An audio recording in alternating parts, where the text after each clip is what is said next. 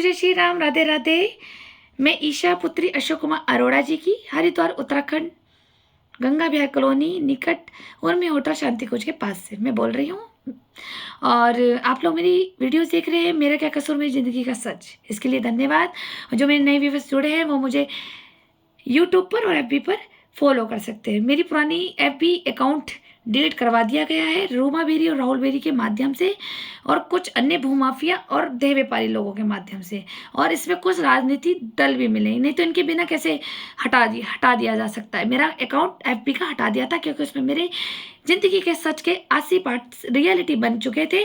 इन्होंने सोचा कि हम एफबी उड़ा देंगे तो एक सबूत हट जाएगा, जो हमें रूमा बेरी और राहुल बेरी और अंजू बेरी के बारे में बता रही हूँ, ज़िंदगी का सच।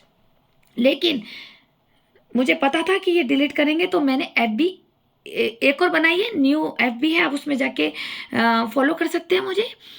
मेरी उसमें फ़ोटो लगी हुई है और मैंने चश्मा लगाया हुआ है, उसमें लिखा हुआ है कि कामयाब होना है तो अकेले चलना पड़ेगा। वो मेरी न्यू एफबी है, आप उसमें मुझे फॉलो करें। और यूट्यूब चैनल ईशा बेरी के नाम पर, उस पर भी जाके मुझे फॉलो कर सकते हैं। उसमें मेरी सारी वीडियोस डली हुई है, सेम वीडियो जो भी मैं बनाती हूँ अपनी ज़िंदगी का सच, वो एफबी पर भी है और यूट्यूब पर भी है, सेम डालती हूँ। और मैं अपनी पेन ड्राइव में भी सेव करती हूँ। मैं भी देखना चाहती हूँ कितनी एफबी मेरी अकाउंट ये डिलीट कराते हैं। सबूत मिटाने की पूरी कोशिश कर रहे हैं। पहले इन्होंने मेरा मृत्यु प्रमाण पत्र बना लिया था, वहाँ से भी वो नगर पालिका से डाटा चुरवाया इन्होंने और वो भी हटवाया, और मेरे को मेंटली डिस्टर्ब का, पागल होने का भी सर्टिफिकेट इन्होंने बनवा लिया था। क्यों? क्योंकि मेरे पिता की संपत्ति खाई जाए, उसमें मेरे सिग्नेचर वैलिड ना हो। और दूसरा, जो पड़ोसियों के साथ मेरा केस चल रहा है, दीप तिवारी, राजकुमार और पलटू मनोहर, तो इनको भी कोर्ट में सजा ना हो जाए, तो पागल घोषित करने की पूरी कोशिश करी थी।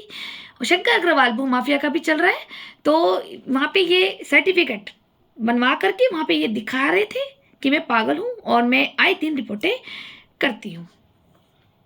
ठीक है, तो ये इनकी प्लान हुई है। मेरे को आपको मैंने बताया है, जो लोग मेरी ना थोड़ा सा टंग फिसलती है, जो लोग नए जुड़े हैं, मेरी ज़िंदगी का सच पूरा का पूरा वहाँ यूट्यूब पे सुन सकते हैं, क्योंकि ऐप भी तो उड़ा दी है। मैं धीरे धीरे पुरानी वीडियोस अपलोड करूँगी, डालूंगी फेसबुक पर, पेन ड्राइव में मेरे हैं। बाकी जो मैं नई नई बना रही हूँ रोज़ की, वो हैंड टू हैंड डल रही है, लेकिन बीच बीच में मैं और भी पुराने जो रिकॉर्ड है वो सब डालूंगी। आप मुझे सुनते रहें और बने रहिए इनकी ज़िंदगी का सच सुनने के लिए, ताकि उसमें से भी आपको कोई ना कोई मार्गदर्शन जरूर मिलेगा और आप ऐसे लोगों से सतर्क भी होंगे। थोड़ा माइंड भी खुलेगा कि इस टाइप के लोग भी होते हैं, और आस पड़ोस की बहू बेटियां बच्चियां भी बचाई जाएगी। उनको भी बताना कि किस तरह से जो बच्चे अपने पेरेंट्स के खिलाफ चलते हैं, घर के खिलाफ चलते हैं, जैसे हमारी बहन हिमानी के साथ हो गया, इस तरह से भी हो जाता है। और जो ईमानदारी के रास्ते पर चलते हैं तो वो किस तरह से स्ट्रगल करते हैं।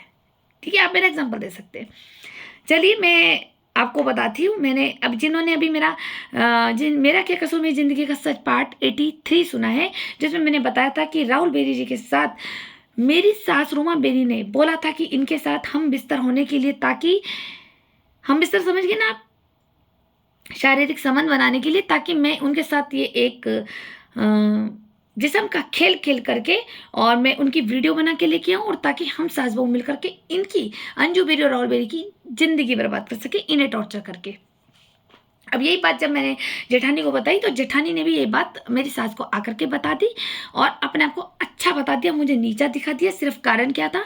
क्योंकि अपने बच्चों की कसम खा रही थी कि मम्मी मैंने ऐसा कुछ नहीं बोला है, ये झूठ बोल रही है, मैं अपने बच्चों की कसम खा रही हूँ, मेरे बच्चे मर जाए, ये इसने बोला था। ठीक है, तो अब जब बच्चों को भुगतना पड़ रहा है, कुछ ना कुछ आदि भुगतेंगे, कल भुगतेंगे। ये माँ की तो झूठी कसमें बर्बाद करती है बच्चों को, इसे क्या पता। ठीक है, अपने आप को तो बचा लिया ना उस वक्त कसम खाने के लिए। मेरे पास तो औलाद नहीं थी उस वक्त, मेरी तो शादी को 7-8 महीने हुए थे। तो इस तरह से इसने मुझे टॉर्चर करा। उसके बाद क्या हुआ मैं आपको बताती हूँ। जब मैंने मना कर दिया था तो इसने मुझे किया तंग आए दिन। मैंने बताया ना, क्योंकि एक तो आपदा आ गई थी घर में, राशन ना भरना पड़े अपने पैसों से इस रूमा बेरी जी को, तो इसलिए इसने हमें इन्वॉल्व तंग करना शुरू करा कि इतना टॉर्चर करूँगी कि ये धंधे पे लगेगी हमारे साथ, क्योंकि इनके राज में जान गई थी। अब वही बात हो, जिनके राज हम जान गए, हम उनके साथ तो ये हमें बनाएंगे, या नहीं बनोगे तो हम चुभेंगे, वही वाली कहानी हो रही थी। और इनसिक्योरिटी हो रही थी कि तो राज सारे जान गए। तो इसने क्या करा कि मुझे सरप्राइज़ देने के लिए। इसने बोला कि हम पूजा कराएंगे, और लगभग सावन ही चल रहा होता है, जुलाई और अगस्त के बीच में।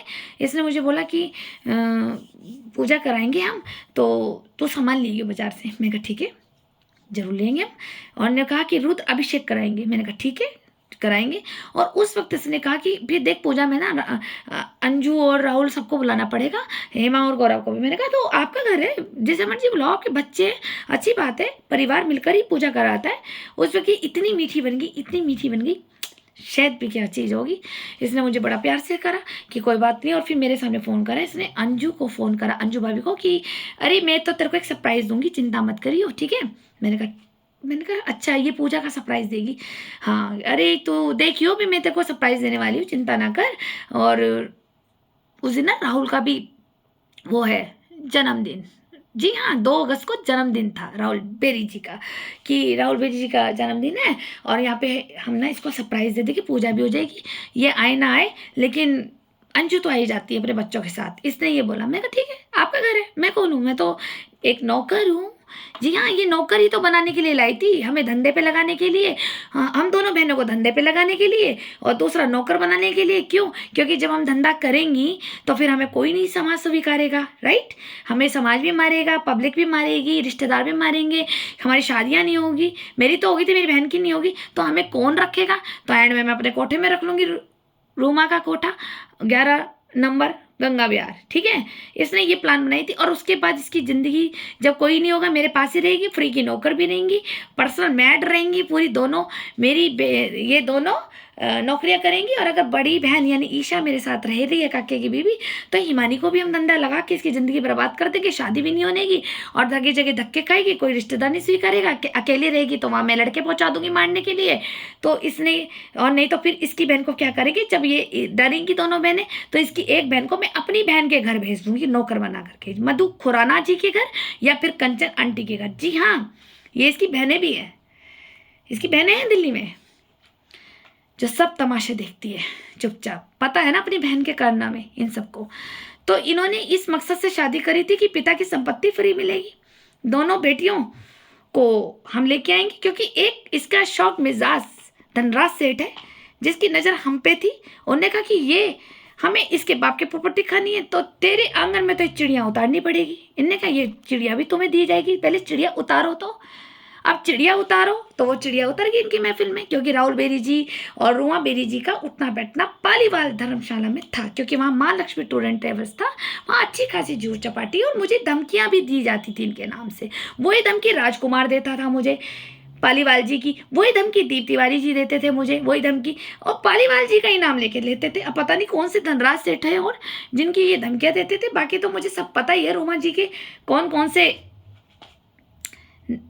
लोग हैं, इनके माफिया लोग, जो हमें जिन जिन के नाम से हमें धमकियाँ दी जाती थी, मजबूर किया जाता था, क्योंकि वो भी ये कहते थे कि रूमा ये इस पे दिल है, ये चिड़िया तेरे आंगन में उतारेंगे। तो उन्होंने कहा पहले हमारे आंगन में तो उतारो, फिर यही चिड़िया तुम्हें पेश करी जाएगी। और आज वो ही बोल रहा होगा धनराज सेठ कि इस चिड़िया के पर नहीं गिने थे कितनी उड़ान भरेगी, ये नहीं पता था तुम्हें, ठीक है। लेकिन तुमने सोचा दोनों बहनों की जिंदगी बर्बाद करेंगे, टॉर्चर करके पिता की संपत्ति भी ले लेंगे, और उसके बाद एक बहन तो यहाँ नौकर बनेगी, और दूसरी बहन मेरी बहन के घर नौकर बनेगी, फ्री में नौकर बनाना था इसको, जैसे अपने बेटे को बना रखा था इनने सचिन बेरी को। सचिन बेरी करते क्या थे, नौकर ही तो थे घर के, झाड़ू पोछा कपड़े सब यही तो करते थे। मेरी शादी से पहले माँ ने कभी काम करा? कभी नहीं करा काम, इन्होंने कभी नहीं करा। मेरे को डैडी मेरे ससुर बता के गए सारी इनके बारे में, मुझे रूमा के एक एक आशिक बता के गए, तभी तो वो उनके ऊपर भी प्रयोग और तंत्र प्रयोग करा करके उसे जान से मार दिया गया। मेरे ससुर को भी तांत्रिक मौलवी तो इनके 2 मिनट में काम करते हैं, और आज भी कर रहे होंगे, लगातार चलते हैं इनके तांत्रिक मौलवी। बस ये होता है कि उन पे अटैक इसलिए हो जाता है क्योंकि वो स्पिरिचुअल नहीं थे। जो स्पिरिचुअल होते हैं, जिनके ऊपर ईश्वर की शक्ति होती है, जो अच्छे कर्मों में होते हैं, उनको फिर भी ईश्वर बचा लेते हैं इन चीज़ों से। जैसे मैं बच गई, मेरे के ऊपर तो रोज होती है, मुझे तो रवि गुरु जी ने जिंदा किया है जो हनुमान घाट पे, वो सारे अंतर्यामी हैं, वो सब चीज़ देख लेते हैं किसने क्या किया था। उन्होंने मुझे जिंदा किया, उन्होंने तो मुझे जिंदगी दी है, उनका तो शुक्रिया है। चलिए मैं आपको बताती हूँ कि इस तरह से इसका मकसद था। और फिर इसने मेरे को पहले पटाया और फिर ने कहा मुझे सामान तू ले आई हो। तो मैंने कहा ठीक है मैं भोलेनाथ ले आती हूँ, क्योंकि भोलेनाथ का तो कराना है। तो काका और मैं मार्केट गए और इन्हें पीछे से क्या खेली चाल देखो। इसने जो चाल खेली अभी देखना, हम मार्केट से आए, भोलेनाथ लेके आए, और उस वक्त जैसे ही हम अंदर घुसे मैंने चाय रखी। ठीक है, मैंने कहा हम थक के आए तो चाय तो पियेंगे। मैंने चाय रखी तो इतने में 5 मिनट बाद पुलिस आ गई। अब देखिए पुलिस आ गई, मैंने सोचा पता नहीं मम्मी से मिलने आई या रेंट पे कोई रूम लेने आई, क्योंकि रूम देती थी हमारी सास रेंट पे। तो बोले कि हमारे को घर की तलाशी लेनी है, हमें सूचना मिली कि आप लोग नशा बेचते हैं। मैंने कहा ठीक है मम्मी से बात कर लो। मम्मी ने बात करी, हाँ हाँ ले लो ले लो ले लो, पहले आप यहाँ से करो, यानी कि मेरे बेडरूम से। मैंने कहा क्यों, पहले वहाँ से कर लो ना ड्राइंग रूम से, जब आप वहाँ ड्राइंग रूम में बैठे हो तो यहीं से शुरुआत कर लेते हैं। बोले मैडम तुम बताओगे क्या मुझे, तुम बताओगे क्या कहाँ से करनी है, हम करेंगे ना, चल तो पहले तू अपना रूम खुलवा। मैंने कहा देख लो, मुझे कोई पता था क्या चल रहा है कहानी। इनने रूम वूम खोला, थोड़ा नाटक करें पुलिस वालों ने। देखो अब मजे की बात, सब तरीके चौकी की पुलिस इसके कहने पे आ गई, मेरे कहने पे आती नहीं है। यही तो एक कमाल की बात है, यही तो मुझे विभाग से पूछना है, पुलिस विभाग भाइयों से, कि रूमा बेरी जी के कहने पे आ जाती है या राहुल बेरी जी के कहने पे आ जाती है या कोई और गंगा विहर का या धनराज सेठ है। पता सबको है, ठीक है, लेकिन परमात्मा सब देखता है। जब कर्मों का दंड तुम लोगों को मिलेगा तो तुम्हें कहीं का नहीं छोड़ेगा वो, ठीक है। तुम लोगों ने मुझे परेशान किया, मैं तो भागती हुई ईश्वर के पास गई, लेकिन जब तुम्हें ईश्वर परेशान करेगा तो तुम कहाँ भागोगे। अपनी खैर बनाना अब आप लोग ईश्वर के कर्मों से, मैं तो ईश्वर पे छोड़ देती हूँ सब चीज। तो इसने मुझे मेरा रूम बेडरूम करवाया। तो देखो पुलिस को पता नहीं इसने खुद बता दिया कि कहाँ है, क्योंकि सारी सेटिंग थी ना, हम तो बाजार गए थे। और मेरे उस पुलिस वालों ने पहले इधर उधर अलमारी उल्मारी में हाथ मारा, नहीं मिला। फिर इन्होंने डबल बेड खोला, डबल बेड खोला। मम्मी को पता था डबल बेड तो ईशा रोज खोलती नहीं है, रोज तो कपड़ों की अलमारी खोलती है अपनी। तो उस डबल बेड में मेरे कपड़ों के बैग में उसके अंदर एक इतना बड़ा सा पन्नी निकला और उसके अंदर कुछ भुक्की टाइप का, भुक्की, जो भुक्की मुझे अभी 10 साल बाद पता चली कि भुक्की क्या होती है। एक नशा होता है जो पंजाब के ड्राइवर खाते हैं। तो वो भुक्की निकली, अच्छी मात्रा में थी। उन्होंने कहा सुन करके नाटक वही सब कि अरे ये क्या है, ये तो नशा बेचती है। अरे मम्मी ये तो कह रही है राम ईशा तो नशा बेचती है, ये है वह है। देखो वो एक्चुअली क्या है ना कि केदारनाथ की यात्रा खत्म हो गई, बाढ़ आ गई थी, मेरा लड़का बीमार चल रहा है तो उसका इलाज के लिए, यार ये कोई बात नहीं, हमारी बहू है कर रही होगी, ये चुपचाप नशे ये भुक्की बेच रही होगी। जबकि मुझे पता ही नहीं, मैंने कहा ये मेरे को खुद नहीं पता, मैंने सूंघा भी, समझ नहीं आई। जैसे कुछ लहसन के छिलक टाइप के जो होते हैं वो मैंने अभी 10 साल बाद देखा, वो हमारा एक ड्राइवर खा रहा था तो उसने दिखाई थी भुक्की की, ये होती है भाभी, ये लोग लेते हैं पंजाब के लोग, शायद पता नहीं क्या है मैं नहीं जानती। तो इन्होंने इस टाइप से ड्रामे करे तो उन्होंने कहा इसमें जेल होती है और हम आपको अभी पकड़ के ले जाएंगे, आप हमेशा मियाँ बीबी जेल काटेंगे। मैंने कहा आप मेरा क्यों बोल रहे हो, रूमा भी तो जाएगी साथ में। बोले कि मैडम रूम तो आपका है, बेडरूम आपका है, ठीक है। मैं कहा मैं तो ताला लगा के जाती नहीं हूँ अपने रूम में, क्या पता है रूमा ने रखा हो। बोले कि हमें बता रही हो भैया, तुम दोनों को हम कोतवाली आओ, इसने बोला कोतवाली आओ, हम तुम्हारे को पहले जेल भेजेंगे, वहाँ से तुम अपना जमानत करके अपना आप देख लेना। इसने हमें इतना डराया। उस वक्त मैंने कहा मम्मी कुछ करो, मम्मी कुछ करो। तो मम्मी ने कहा ठीक है तू मेरे बेडरूम में आ। मैं इसके बेडरूम में गई, मैंने कहा मम्मी कुछ करो ना प्लीज़, मैं आपको जो कहोगे, मैं इसके घुटनों में गिरी हूँ, मैं इसके घुटनों में गिरी हूँ। आप समझ रहे हो, एक देह व्यापारी औरत के पैरों में गिरी हूँ। मैंने कहा आप जो कहोगी फिर वो करूँगी। बोले कि जो राहुल के लिए मैंने बोला वो करेगी। मैंने कहा मैं करूँगी। कह रही देख अभी 1 मिनट में पुलिस चली जाएगी। मैं कहा ठीक है, मैंने कहा मैं करूँगी लेकिन प्लीज़ आप हमें जेल मत भेजो। इनने देखा और डराया और उस वक्त इसने क्या करा, राहुल बेरी जी को कॉल करी और इस तरह से इसने कॉल करके पुलिस को दी। पुलिस ने कुछ आपस में बात करी, हाँ हूँ बोल रहे थे मेरे आगे, और फ़ोन बंद करा और भुक्की उठाई और ले गए। मैं और वो डांट जान के नाटक, मैडम देखो ये काम अच्छा नहीं होता, ये तो राहुल जी का कॉल आ गया था, ठीक है कोई बात नहीं, तो आप आगे से नहीं करेंगे ये काम, अगर आप मुझे ऐसी मिल गई तो मैं आपको छोड़ूंगा नहीं। मैंने कहा ठीक है, और ये उधर चली गई। क्या डेट थी, 2 अगस्त। जी हाँ, ये सरप्राइज था। वो बोल रही थी ना 2-3 दिन पहले कि मैं तेरे को तो सरप्राइज दूंगी अंजू, क्योंकि इसको ये था कि ईशा अगर इस बात के लिए नहीं मानेगी तो मैं इसको पुलिस को कहूँगी ले जाओ उठा के, और काका और ईशा हमेशा परमानेंट जेल हो जाएंगी भुक्की के मामले में कि ये नशा बेचते थे पति पत्नी। इसलिए मैंने घर से इसे बाहर निकाला है। हर चीज़ का रीज़न बताती है ना, घर से बाहर क्यों निकाला, कि नशा बेच रही थी। पहला क्या बताया था घर से बाहर निकालने का, कि मुझे पसंद नहीं थी क्योंकि लव मैरिज करके आई थी, जबकि मेरी धूमधाम से शादी हुई है। वो वीडियो भी डालूंगी मैं शादी की, वो क्या क्या दहेज लिया था इसने वो भी डालूंगी मैं। लेकिन इसने मुझे नीचा दिखाना था, मैंने उस वक्त बात मान ली और मैं सारा दिन शॉक्ड हो गई कि मुझे वो चीज़ ही नहीं समझ आई। शायद वो धनिया का चूरा हो, मुझे नहीं पता था, मुझे तो अब पता चला ये इस साल। तो इसने इस तरह से गंदी हरकत भी करी हमें टॉर्चर करने के लिए। और 2 अगस्त था तो शाम को फिर वो केक लेके आई, खाना लेके आई, और खीर वीर बनी हुई थी। खीर पूड़ी सब्जी ये थी कि मेरे पति का बर्थडे था और हम मंदिर वंदिर गए थे, और ये मिठाई भी वहाँ का प्रसाद भी है, और ये खाना है। मैंने बच्चों के लिए बनाया था तो सोचा मम्मी हो तुम लोगों के लिए बना दूँ। अभी खाना दे गई। अब इसने मुझे कहा कि देख ये भी तो मिलके रहती है ना, इसको देख ये भी तो कर रही है, मैं भी तो तभी इसका इतने महंगे महंगे गिफ्ट देती हूँ, तो तेरे को क्या आफत आ रही है, तू भी ये कर। इसने मुझे बहुत जोर मारा। फिर इसने मैंने कहा इन्हें तो मैं तो फंस गई, अब क्या करूँ। मैं कहा ठीक है। इसको ये लगा मैं भी मान गई, क्योंकि मैंने सुबह इसके पैर पकड़े थे कि आप जो कहोगे मैं वो करूँगी। तो इसने मुझे बड़े प्यार से गले लगा लिया। इसने मुझे बोला कि चल तो एक काम करेगी। मैंने कहा हाँ बताओ। कि हमने तो पूजा करानी थी राहुल की उसमें, तो हमने पूजा कराई नहीं, मरी सुबह पुलिस आ गई भुक्की के मामले में, तो पूजा नहीं हुई। अब सावन तो चल ही रहे, तो आगे पीछे कभी भी करा लो। तो मैंने कहा ठीक है। इसने मुझे कहा कि तू मेरा एक काम कर ईशा, मेरे तो आज हाथ पैरों में दर्द भी है, तो सुबह जल्दी उठ सकती है तो तू मेरे साथ गंगा जी चल लेगी, हम बड़ी मात्रा में गंगा जल लेके आएंगे। ये नीचे किराएदार से बड़े बड़े डोलू लेके आई, 3-4 डोलू थे, जिसमें लगभग इसको 10-11 लीटर जल लेना था। इसने कहा तू भी उठ जाइयो, मैं सुबह, ये मम्मी रोज 3:30 पौने 4 बजे करीब गंगा जी जाती थी। वो सब एक नाटक है, वो एक स्पिरिचुअल नहीं है वो औरत। मैं आपको आज भी बता रही हूँ, ये अंदर से बिल्कुल भी स्पिरिचुअल नहीं है, ये तंत्र प्रयोग और तांत्रिक वाली स्पिरिचुअल है। वो ये करती है जिन जिनातों से शमशानों में पूजा कराना है, ये सब कराती है। पिशाचनी डाकनी शाकनी शमशान में, ये तांत्रिक भी इसके पास है, मौलवी भी है, मैंने खुद पकड़े हैं। ठीक।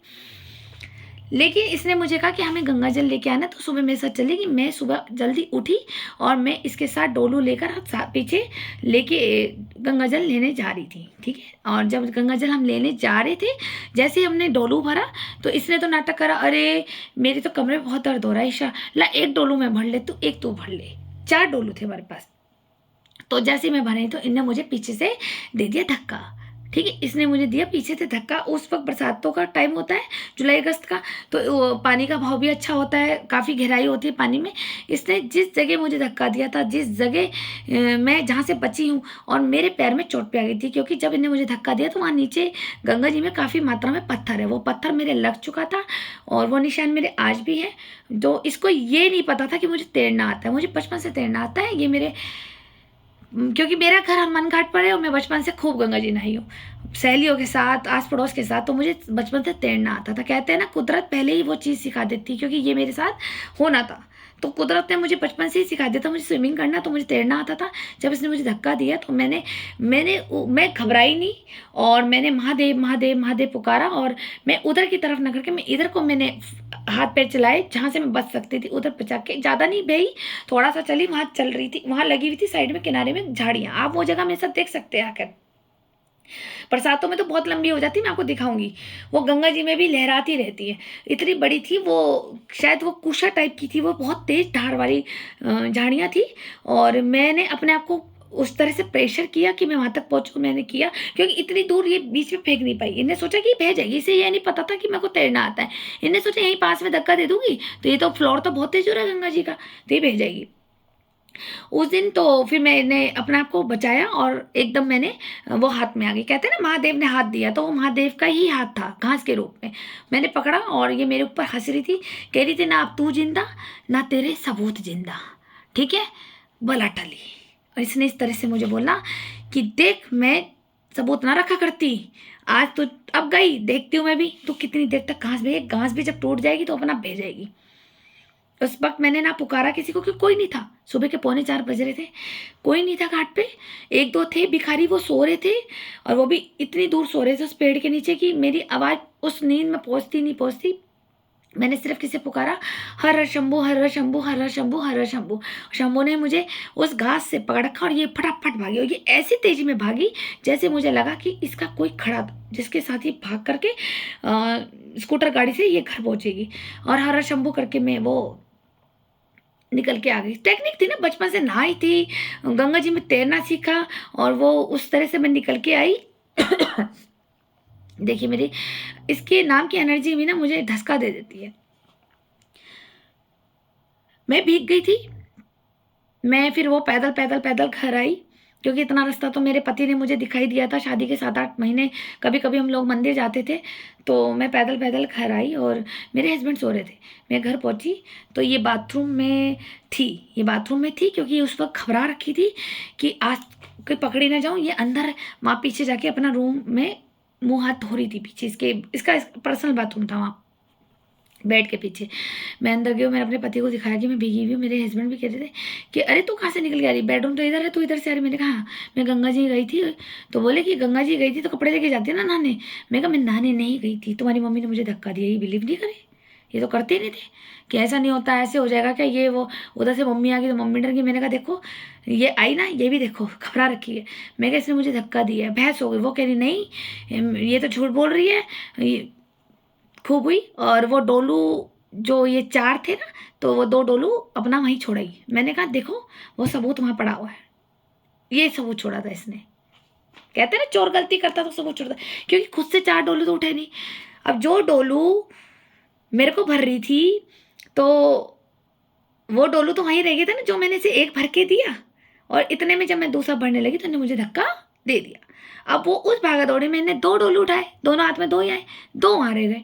मैंने कहा डोलू वहाँ पड़े हैं, जाके देखो। और मैं अब घर नहीं, मैंने अपने गुस्से में कपड़े निकाले। मैंने कहा मैं घर जा रही हूँ, तो मैं दे दूँगी मैं तलाक का नोटिस। और मुझे ना तुम्हारे से बदले में ना पैसे चाहिए, ना जेवर चाहिए, मुझे कुछ नहीं चाहिए, मुझे मुक्ति चाहिए।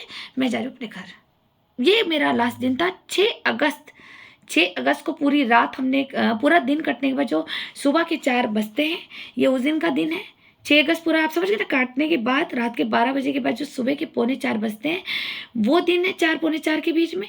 और उसके बाद वो दिन फिर वो लड़ते लड़ते मैं वापस आ गई थी 6 बजे तक, क्योंकि जब मैं बह गई फिर मैं रास्ता ढूंढ रही, पैदल पैदल आ रही हूँ घाट से, तो वो लगभग बज गए 6 बज गए। तो इसने खूब क्लेश मचाया।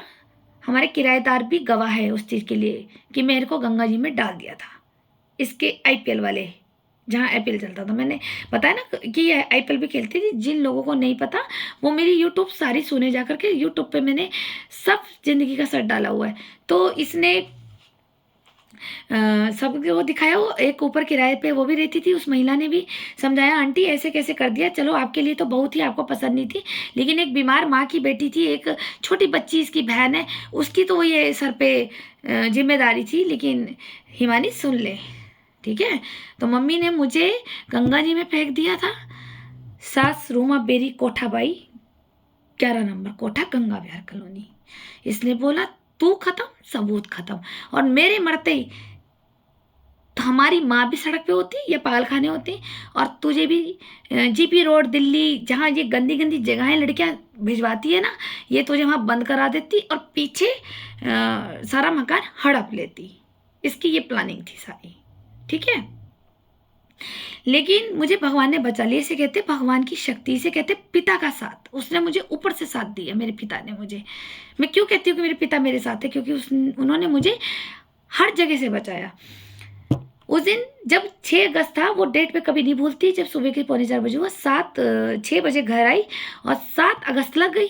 7 अगस्त को था अंजू बेरी का बर्थडे। जी हाँ, ये अंजू बेरी जी का बर्थडे था, और ये उसको भी बोल चुकी थी कि मैं सरप्राइज दूंगी। ये सरप्राइज था कि मैं मुझे मार देती तो ये सरप्राइज था कि देख वो मर गई, अब कंटाई खत्म, कि अब तो काके के लिए तो हम दूसरी बीबी ले आएंगे। और जो हमारे राज जान गई थी, ये कभी किसी के बाहर नहीं आएंगे, और तू और मैं और राहुल मिलकर करेंगे बढ़िया सा ध्येय व्यापार। जो चल रहा है, जो चलता आ रहा था, वो तो ईशा की नजर में आ गया। ईशा हमारे साथ मिली नहीं, तो भैया हमें तो हो गया था खतरा।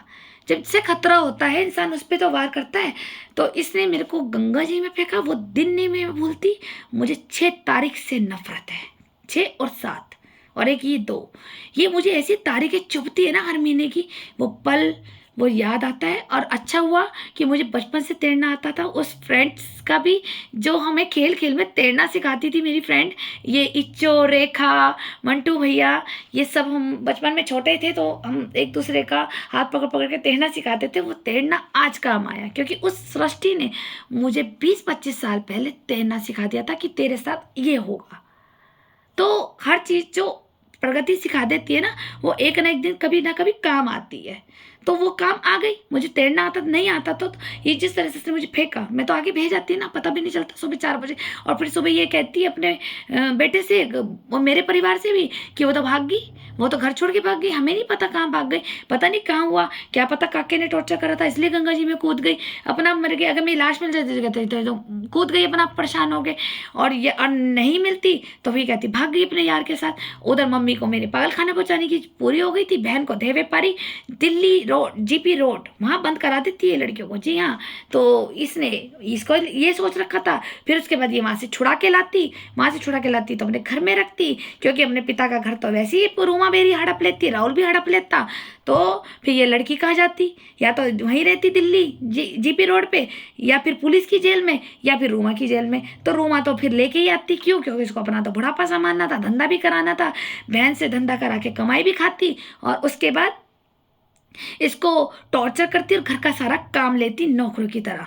जी हाँ, ये हम दोनों बहनों को इसीलिए तो लाई थी कि इसके पिता की संपत्ति खाई जाएगी, माँ को पाल खाना डाला जाएगा, दोनों बेटियों को देह व्यापार में डाल देंगे, फिर इनको टॉर्चर करेंगे, इनको हम ही बंद कराएंगे, और हम खुद ही फ्रंट पे जाके इन्हें निकालेंगे, बंद कराएंगे किसी और के माध्यम से, दल्लों के माध्यम से, पुलिस के माध्यम से, क्योंकि पुलिस, कोर्ट कचहरी, नेता मंत्री सब इनके हैं। जगह भी इनकी होती है, आपको पता है ना, जगह भी इनकी, देह व्यापार भी इनका, दल्ले भी इनके, लड़के भी इनके, बाइयाँ भी इनकी। बाइयाँ आप समझ गए ना, वो जो और भी आजकल वो कहते हैं ना पार्षद, वार्ड के पार्षद होते हैं, ऐसे ही देह व्यापारियों के भी पार्षद होते हैं। अपने अपने वार्ड को संभालो, अपने अपने वार्ड में लड़कियों को कैप्चर करो, मिसगाइड करो, गंदी गंदी बातें सिखाओ, मैनिपुलेट करो, और जब उनको चाय या कुछ चीज़ अपने घर बुलाकर प्यार से बिठाती हैं महिलाएं, उनके उस खाने पीने चीज़ें में कुछ ऐसी चीज़ें डाली जाती है जो बॉडी को उत्तेजना पैदा करती है।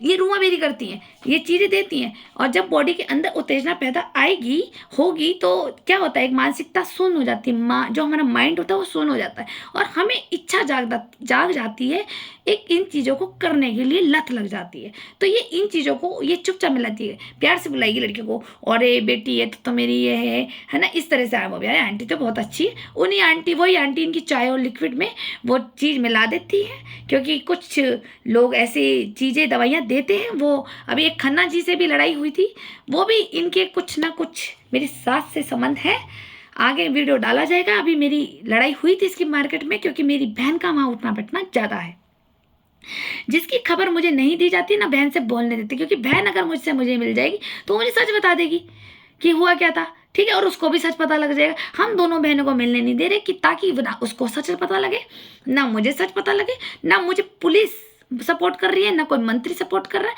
कोई नहीं करेगा। अब आप सोच लीजिए, मैं तो ये कहूँगी उत्तराखंड हरिद्वार में कोई भी संपत्ति ना खरीदे।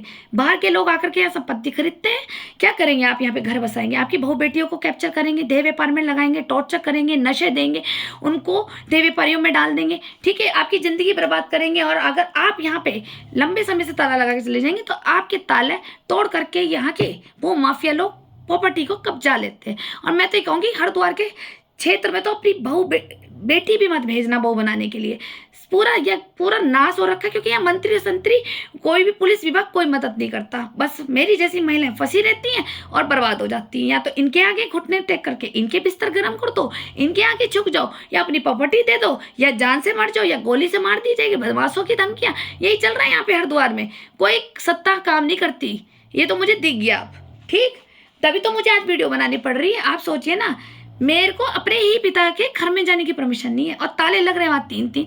अब कौन से देह व्यापारी के और कौन से भूमाफिया के लग रहे, पूरे हरिद्वार में भूमाफिया फैलने में। क्या करेंगे आप? बाहर से आकर के आप इतनी महंगी महंगी संपत्तियाँ खरीदते हैं 4 गुना में, और उसके बाद भी आपको कोई सपोर्ट नहीं करेगा। आपकी संपत्ति फिर वो ले जी जाएगी, कब्जा कर ली जाएगी, फिर आप उसको भुगतते रहना कोर्ट में लंबे समय तक। तो यहाँ पे ये काम चलते हैं। मैं तो साफ बोल रही हूँ, अब जिसको बुरा लग रहा लगे, मेरे साथ तो यही हुआ है। बहन को मिलने नहीं दे रहे ताकि उसको ना सच पता लग जाए, ना मुझे पता लग जाए, क्योंकि वो सच बोल देगी तो आफत आ जाएगी इन लोगों को। हमारी ही घर की बच्ची और हमारे पिता की संपत्ति दोनों हड़प रखी है इन भूमाफिया और देह व्यापारी लोगों ने। तो अपनी बेटियां बचानी हो ना, तो कभी भी हरिद्वार में कोई भी बाहर की जो शादी के जो संबंध बनते हैं ना, जरा सोच समझ के जान पहचान के ढंग से करें, क्योंकि अपने ही रिश्तेदार डुबोते हैं जैसे मैं डूब गई। चलिए फिर मिलते हैं नेक्स्ट वीडियो में।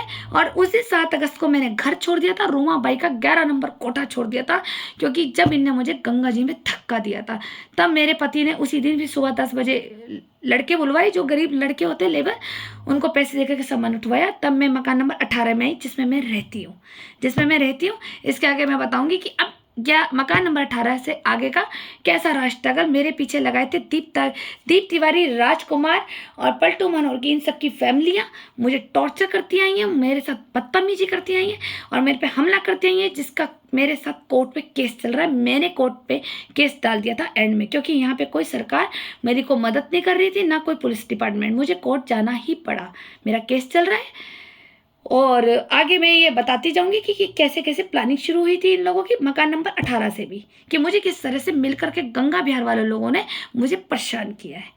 क्योंकि यहाँ पे बताया था ना, ग्रुप ऑफ गैंग महिलाएं भी बन जाती है, ग्रुप ऑफ गैंग पुरुष भी बन जाते हैं, और किस तरह से टॉर्चर करते हैं।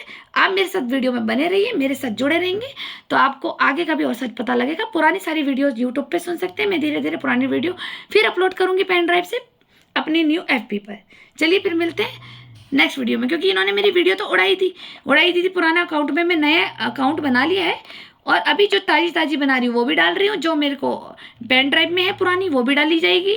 और यूट्यूब पे जिसने देखनी है वो जल्दी से जाके देख सकते हैं और सावधान हो सकते हैं ऐसे लोगों से। चलिए फिर मिलते हैं।